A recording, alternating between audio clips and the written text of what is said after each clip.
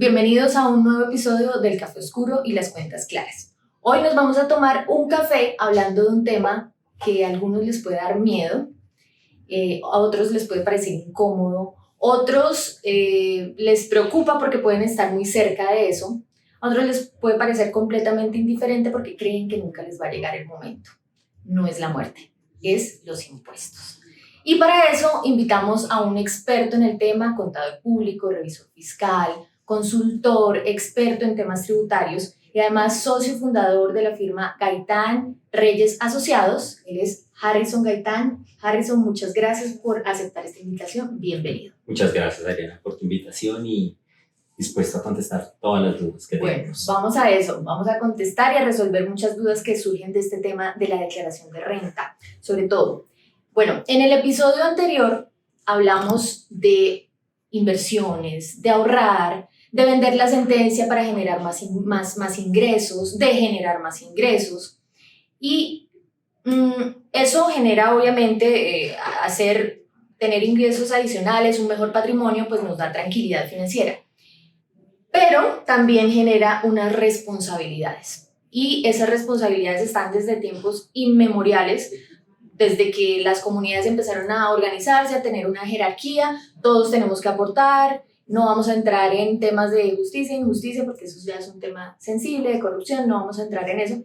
Pero sí, si hacemos parte de una comunidad tenemos que aportar y el aporte se hace a través pues, de un impuesto muy común, el más común, que es la renta.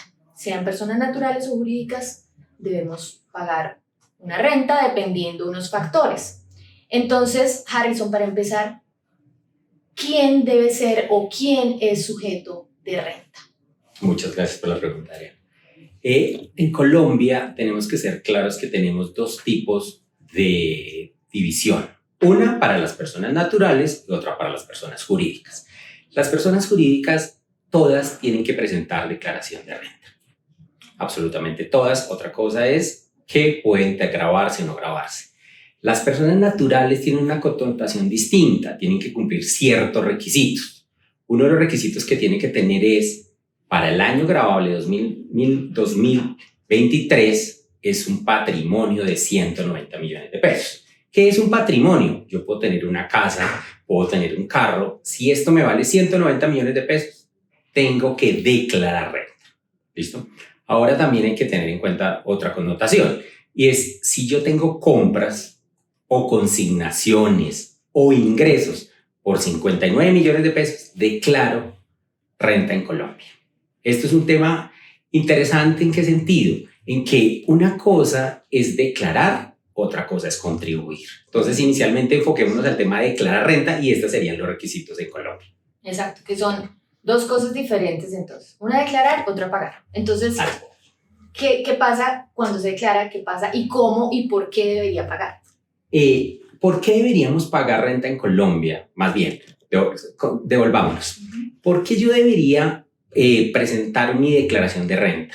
Presentar mi declaración de renta me va a evitar tener muchísimos problemas con la administración de impuestos. Cuando a uno le dicen DIAN, todo nos da susto, realmente todos tenemos temor. Entonces, mientras yo cumpla estas condiciones, realmente me tengo que despreocupar. Entonces, si yo presento mi declaración de renta, yo cumplo el requisito formal ante los entes gubernamentales.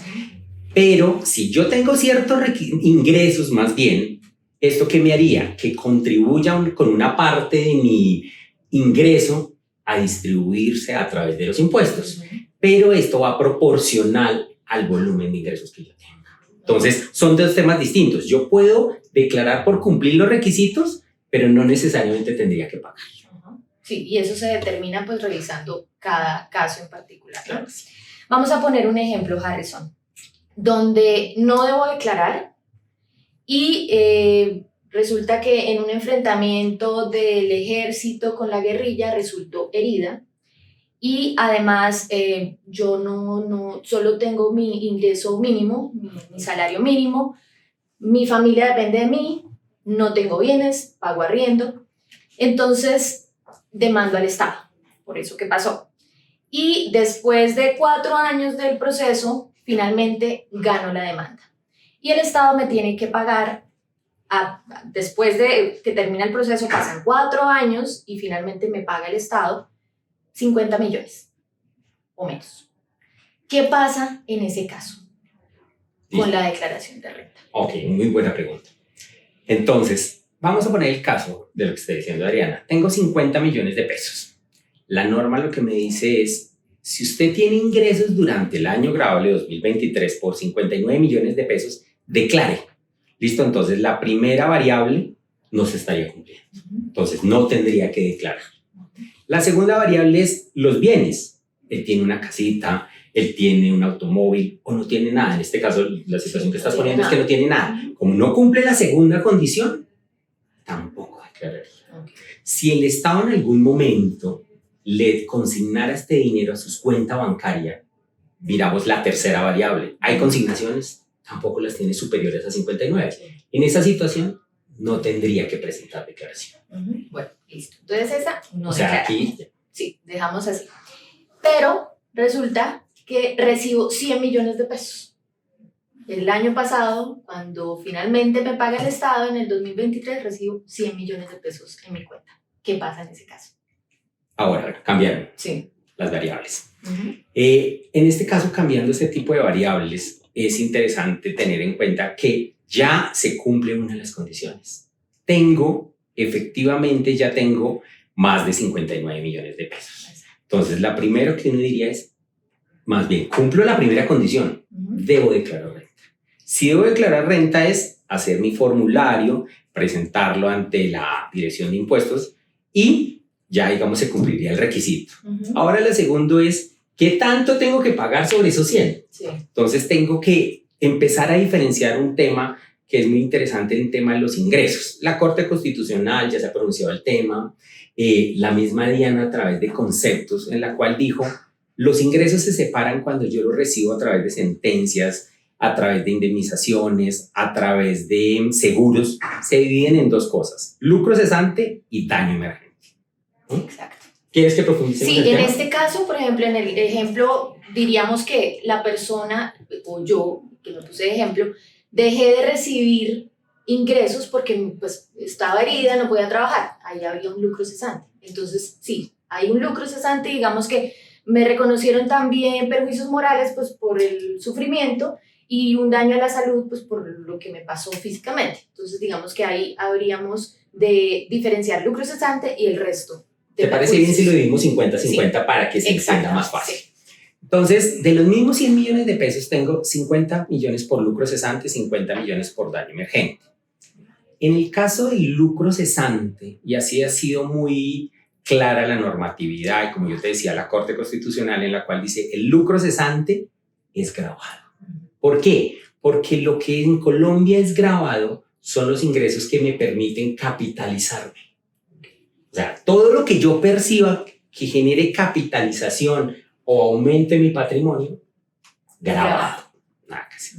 Si yo recibo unos ingresos por concepto de daños morales, por reposición de mis activos, por diferente connotación, porque no es para yo incrementar mi patrimonio, esto se llama daño emergente y no es gravado. Sobre estos ingresos, ¿qué pasaría en este caso? Cuando uno hace un ejercicio matemático en las páginas de la Administración de Impuestos, si yo tengo un ingreso de 59 millones de pesos, eso fue un cálculo que hicieron, cero impuesto. Cero impuesto. Es decir, aquí, ¿qué pasaría? Yo declaro 100, 50 son no gravados, sobre los otros 50 tampoco pagaría. Si yo gano más de 60 más 1, pago sobre el millón. Sí. Proporcional. Entonces, si lo que estuviera recibiendo por lucro cesante son 60 millones, pago. O sea, se graba, se declara y se paga. Claro. Y si es por el daño emergente, los 60 millones, perdón. En ese caso, no pagarías porque los 40 restantes... Claro, lo importante es declarar. ¿Qué es lo que estábamos hablando al principio? Sí. El primer requisito es 59. Si ganaste 100, ya, declaras. Declaras, exacto. Listo. ¿Y qué pasa si no declara? Bueno, porque eso pasa mucho también. Este es un error muy común. Realmente uno como tributarista o asesor, uno ve mucho este error y realmente esto genera demasiado riesgo, ¿sí? Entonces, ¿qué está pasando en este momento? Cuando la administración ha ido, más bien, corrijo, no la administración porque ya no legisla, el Ministerio de Hacienda legisla, efectivamente, a través del Congreso, ¿sí?, de la República, lo que va a pasar es que los topes los están disminuyendo. Cuando yo disminuyo los topes, la base se está incrementando. O sea, tenemos una cantidad de declarantes, mayor, pero contribuyentes son más pocos, ¿sí? Entonces, ¿qué pasa? Ya en este momento el volumen de declarantes es muy alto, sí. ¿sí? Y las bases las están bajando. Entonces, ¿eso qué significa? Que muchas personas ya nos empezaron a poner a declarar. Desafortunadamente, el no declarar va a generar sanciones. Y estas sanciones, desafortunadamente, es por cada mes o fracción. Es decir, se me vuelve muy costoso. Si yo dejo de declarar por un año, el impuesto, voy a decir un ejemplo, puede ser 1 millón de pesos. Después de un año, ya el impuesto vale el 60%. Claro. O puede ser nada, me tocaba solo declarar y no pagar. Muy buena la pregunta que estás haciendo. Ya no tenías que declarar nada, desafortunadamente pagar, gracias, sí, pagar. Discúlpame, no tenías que pagar nada, pero por no haber declarado, lo que va a pasar es que pagas sanción a pesar que no tienes que pagar. Claro. Desafortunadamente. Ahí sí eso es un error que se comete se ve muy común. Sí, nosotros lo vemos mucho en nuestro negocio también. Y ahí sí, como decía al principio, o sea, esto puede parecerse a la muerte, a algunas personas le tienen miedo, esto puede parecer la peor pesadilla que uno puede vivir, deber impuestos, y más en este momento. Bueno, Harrison, una cosa es, también hay esa duda que si es el Estado quien le paga la sentencia o si es con activos a través de la venta que nos hacen quien les paga la sentencia. Entonces, esa diferencia entre Estado y con activos al momento de ellos recibir esos recursos, ¿realmente hay que diferenciarlo para el momento de declarar la renta? Entonces, hay que tener en cuenta una cosa. La esencia de la operación, ¿cuál es? Es una demanda que se hizo al Estado. La norma tributaria es clara en que efectivamente las sentencias que se reciban o el dinero por este tipo de indemnizaciones no son gravadas del Estado. Cuando se hace a través de una entidad, ¿sí?, como con activos, efectivamente tampoco va a ser grabado porque es la misma operación. ¿Sí? Simplemente un tercero distinto está obteniendo los derechos de esa sentencia, pero para mí, que yo soy el beneficiario de esa sentencia, sigue manejándose el mismo tratamiento tributario. Eso, perfecto. Cuando hablamos de que la sentencia no es grabada, hablamos del daño emergente, ¿cierto? Tal cual. Daño emergente, no. O sea, aquí es muy distinto. Sentencia en general, hablamos, pero si hay lucro cesante en la sentencia, hay que pagar. Sí, eso ha sido muy claro y así lo que yo le venía pronunciando, diciendo, expresándolo más bien, conceptos de la DIAN, la Corte Constitucional. El daño emergente no es grabado. Sí. Lucro cesante bajo el concepto que se reciba, grabado. Listo, eso está súper claro. Otra cosa que nos pasa mucho, Harrison, es que pues, nosotros compramos a través de un apoderado, sea el abogado que los representó durante el proceso o sea uno de los beneficiarios que dice vamos a vender la sentencia, yo los represento y yo recibo el total de la plata. O sea el abogado o esta persona recibe lo que le corresponde a todos los beneficiarios. Entonces ahí hay esa duda. ¿Qué pasa si yo recibo toda la plata? Pero yo como abogado, pues lo que tengo para mí son los honorarios, pero le recibí toda la plata, entonces me toca reportar sobre toda la plata que recibí. Listo, entonces aquí hay que ver. Una cosa es el tema de ser ingreso para el abogado, que serían los honorarios que él negoció con su cliente. Él puede recibir la totalidad de la sentencia, pero esta totalidad, él está actuando en una cosa que le denominamos contrato de mandato o administración delegada. Yo en la administración delegada recibo todos los ingresos, pero es que los ingresos no son míos todos, lo mío es una fracción. Él tendría, por ejemplo, si le consignan las sentencias a su cuenta, declarar, porque cumpliría las condiciones, pero solamente contribuiría por los ingresos propios. Tiene que tener un tratamiento del contable muy óptimo, sí. Eso sí, soportar los contratos de mandato, la administración delegada, eso es otro ámbito, ¿sí? Pero efectivamente él solamente contribuiría sobre sus ingresos, no la totalidad. Exacto. Y lo mismo pasa si es el beneficiario el que recibió por todos los demás beneficiarios, contribuye con su parte, lo que Claro, dice la sentencia que le corresponde a él. Claro, entonces, devolviéndonos, ¿qué estaba diciendo al principio? Los ingresos que contribuyen o son grabados en Colombia son los que enriquecen al tercero o aumentan o capitalizan su patrimonio. Sí. Esos ingresos que él está recibiendo para los terceros no son de él. Uh-huh. Él los recibió, pero los debo. Es decir, no está generando un incremento en su patrimonio. Uh-huh. Por eso no son grabados. Perfecto, sí, clarísimo. Y ahora hablando de otro tema, de ingresos, como hablábamos en el episodio anterior, hablábamos de inversiones. Puede ser inversiones de unas acciones o un inmueble y genera unos ingresos. Ahí, ¿cómo se reporta ese tipo de ingresos? Bueno, si yo tengo una serie de activos, esos activos pueden ser inmobiliarios, esos activos pueden ser efectivo, ¿sí? Cuando hablamos de efectivo son CDTs, fiducias, instrumentos financieros, o puedo hacer inversiones, bonos, acciones. Todos los réditos que generen estos activos son grabados. Inicialmente son grabados, digamos, en el aspecto que son ingresos para el contribuyente y van a enriquecer su patrimonio y van a capitalizarlo. Cuando uno empieza a hacer un análisis hay que tener mucho cuidado.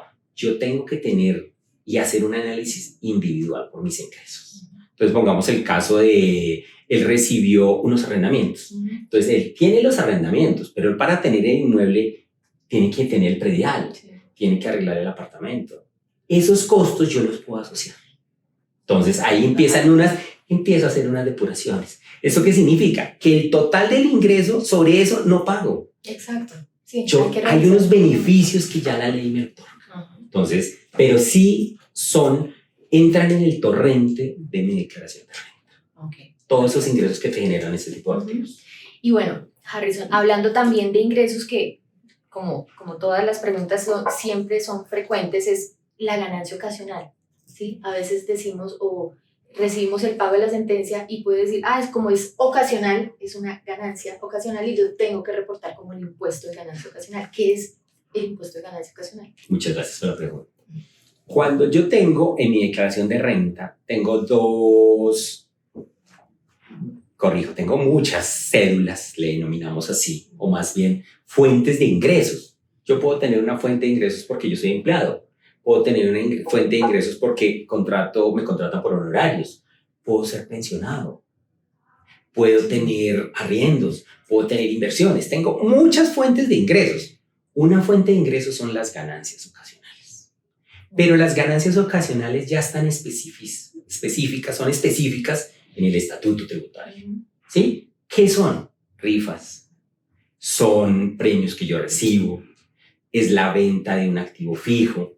Ya, las sentencias no están enmarcadas como estatuto tributario, a pesar que es un ingreso eventual. Que sea eventual no significa que sea ganancia ocasional. Ya son enmarcadas y están muy específicas en el estatuto.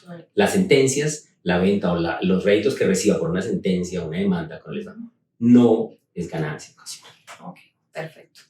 Listo, entonces en conclusión sobre este tema, es dependiendo de la fuente de los ingresos, es como se va a declarar, se va a reportar, se va a pagar. Entonces lo que tú dices de las cédulas y hay que ver de dónde surgieron esos ingresos y ahí sí se reporta y eso pues solo lo hace pues un contador, uno de la mano del contador, se va revisando todo, ¿cierto? Bien. Además es importante aquí al momento de declarar, tener en cuenta que en toda transacción hay dos partes y una de las partes puede ser muy juiciosa y reportar y declarar e informar a la DIAN que hizo una transacción con esta persona. Entonces, a veces la gente dice, no, yo no reporto, no pasa nada, pero resulta que la otra persona sí reportó, eso se llama información exógena, entonces hay que tener mucho cuidado con eso, porque la otra persona sí lo hizo y yo no lo hago, entonces ante la DIAN va a quedar ahí una inconsistencia que, lo que hablábamos al principio, en un futuro nos puede traer muchos problemas. Entonces, ahora, como para ir cerrando el tema rápidamente, Harrison, tú hablaste de una cosa es lo que declaro y otra es lo que pago, y para pagar puedo tener en cuenta unas deducciones. ¿Cuáles son las deducciones que puedo tener en cuenta al declarar? Listo, entonces, cuando yo soy declarante ¿sí? De renta, entonces, volvemos a lo que estábamos diciendo al principio. Cumple unas condiciones y unos requisitos. Estas condiciones, 59 millones de pesos de ingreso. Estos es mi ingreso en el cual yo voy a incluir en mi declaración de renta. Pero él tiene una serie de beneficios, deducciones, ingresos no constitutivos, rentas exentas. Uno de estos, por ejemplo, son los aportes que yo hago a salud y pensión. Esto, el Estado me dice, coja sus ingresos totales, pero réstelos como ingreso no constitutivo. Okay. Lo que yo hago como trabajador, o como independiente, o como rentista de capital, lo que corresponda, me beneficia. Para los asalariados, por ejemplo, tengo el 25%, que es una renta exenta, ¿sí? Hay diferentes conceptos, entonces tengo dependientes, que si tengo hijos, tengo mi mamá o tengo personas que dependen de mí, que yo lo pueda demostrar. Tengo los intereses que pago por vivienda, tengo medicina prepagada, ¿sí? Hay una serie de beneficios. Cuando, por ejemplo, yo tengo inmuebles, arriendo, el predial, los mantenimientos que están asociados a la generación de ese ingreso, también los puedo tomar. Entonces, yo puedo tomar cada uno de estos beneficios de acuerdo a la generación de ingresos. Sí. Esos son los más, digamos, generales. Hay que entrar a analizar cada una de estas variables para determinar el impuesto real. Ajá, y por eso es que, para terminar, Harrison, te voy a pedir un consejo para que esto no siga siendo como engorroso, molesto, un tema que nos preocupa y que nos quita el sueño, porque siempre decimos, toca declarar renta, entonces, ¿qué voy a hacer?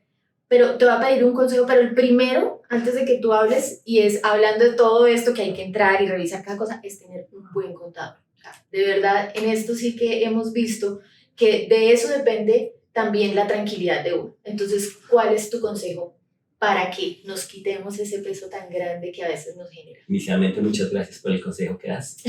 ¿Qué consejo yo les daría? Quitémosle el miedo a la administración. Sí, o sea, realmente el tema de que yo declaro y ahora estoy en el radar de la DIAN, desafortunadamente eso es un mito que existe. ¿Por qué? Porque no es que estemos en el radar. Ahorita, con toda la implementación sistemática que está haciendo la administración, tiene toda la información. Ellos saben cuánto compré, a quién le compré, dónde lo compré. Entonces, realmente es un mito. Aquí lo que tenemos que hacer es cumplamos los deberes formales y evitemos los problemas, ¿sí? ¿Por qué? Porque si yo simplemente declaro lo justo, ¿sí? Y más bien, presento mis declaraciones y contribuyo lo que me corresponde, a futuro me puedo evitar muchos problemas de fiscalización. Sí. Y los problemas de fiscalización, aquí lo digo, pueden durar 5 años. Y es un desgaste para las dos partes. Exacto. Entonces, desde que yo cumpla, puedo decir, pago efectivamente lo que me corresponde, pero ya soluciono mis problemas por 5 años. Entonces, sí, es la mejor solución. Sí, que por ahorrarse una plata ahorita, eso va a ser dolores de cabeza. Después, no solo quitarle el sueño, sino quitar plata, porque le va a tocar pagar muchísimo más de lo que debía. Bueno, Harrison, para terminar, ¿el café con azúcar o sin azúcar? Sin azúcar. Muy bien. Bueno, muchas gracias. Gracias, Harrison, por haber aceptado esta invitación. Y nos veremos en un nuevo capítulo del Café Oscuro y las Cuentas Claras.